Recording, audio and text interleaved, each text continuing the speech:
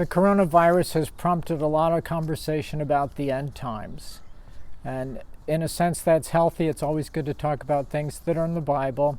In another sense, we don't want to get too overly concerned about the end times and miss some of the more important things about how we're supposed to act and what kind of people we're supposed to be. But today I did want to talk about the horsemen of the apocalypse. A few weeks ago, I made a video about the third horse of the apocalypse, which is pestilence, which is global pandemic, famine as a result of that, and also economic collapse. But today I want to talk about all four of the horsemen of the apocalypse. They appear in Revelation chapter 6, and they are the first four of 7 seals of judgment. Now, this judgment that is in Revelation 6, that are the 7 seals, are certainly directly from the throne of God. Now, it is debated whether or not the horsemen are referring to God himself coming to judge, or whether it is powers of judgment that God has sent, that he has released on the world through malevolent agents as judgment. There are people who think that all four of the horsemen, or particularly the first few, are Jesus himself. But I don't think in my study that it's Jesus, because the 4 horsemen, particularly the first 2, the power and authority were not found within himself, but had to be given to him, and this is not then accurately descriptive of Jesus. But let's talk about the 4 horses. The first is a white horse, and riding on the white horse is a conqueror bent on conquest, and he has a bow in his hand. So let's talk about some of the symbolism here that is typical of apocalyptic literature. First of all, the horse itself as a symbol of war. The white is a symbol of victory in war, and the bow is certainly a symbol of military conquest. The crown that the first horseman wears is a symbol of power and authority, and oftentimes also of victory. So all of these symbols in the first horse, the white horse, are symbols of aggression, of hostility, of warfare, of expansion, domination, and manipulation. Now the question is that what's happening now? Well, this has obviously happened a lot through history, but I think it speaks of conditions in the end times. I think that's what Revelation 6 is about. I don't think it speaks of Rome in the 1st century, because at the time they were not conquering, but rather defending their empire when Revelation was written. I think instead it's a symbol of the spirit of military conquest that will consume the world at the end times. And by my study and my observation of current events, I don't see this happening right now. But we all know that something like that could happen quite suddenly, almost overnight, so to speak. But I don't see that happening in the world right now. Apparently then the white horse vanishes from the scene, bent on conquest, and the second horse is the fiery horse, or the red horse. This horse, Revelation 6 says, steals peace from the earth and makes people kill each other. So red is a symbol of war and of bloodshed. The planet Mars, the red planet, Mars was the Roman god of war. Red is a symbol of war and blood. The large sword is obviously a symbol of fierce warfare, of killing, of devastation, widespread war, perhaps even global war.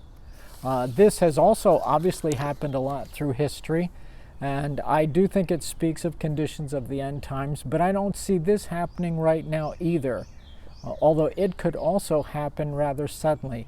In the midst of this coronavirus, I'm trying to think through current events, and is there an active national war happening anywhere on the planet? And I can't think of one. So I don't see the white horse and the red horse happening now. People wonder, are we in the tribulation? Is this happening now? I don't see it happening now, but if you do, let's have a discussion about it. Respond to the video and we'll talk. The third horse is a black horse. The black horse is a symbol of death. In this case, it specifies death by famine, by scarcity, and starvation. The verses about the third horse also speak of economic collapse, and that's what my video was about a week or two ago. I also don't see this happening right now, though it's still possible given the coronavirus.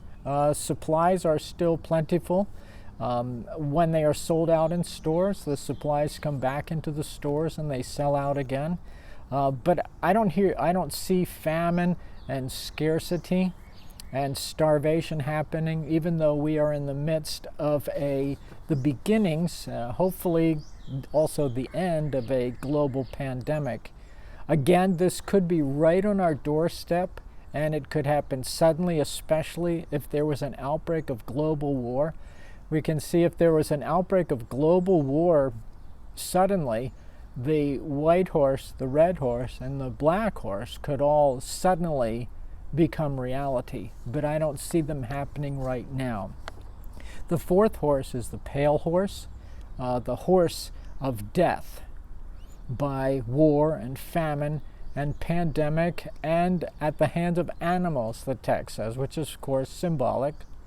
The pale color is the symbol of terror and of death. The text speaks about Hades. Death and Hades were riding on the horse. Hades is obviously the realm of the dead. It's not the place of punishment, that's Gehenna, but instead it's the abode of the dead. And the text speaks of the subsequent decline of the global population. Now, people say, are we in the tribulation? I don't see any of these four horses happening now. What they symbolize, warfare, conquest, death of decline in the global population, famine, scarcity, starvation. I don't see these happening, particularly in our time, any different than any other time in human history.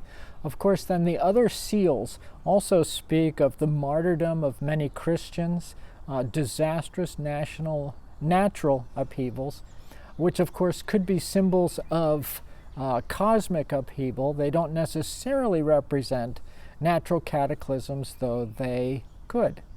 They might also speak of great social, political, natural, and spiritual upheavals of the last days.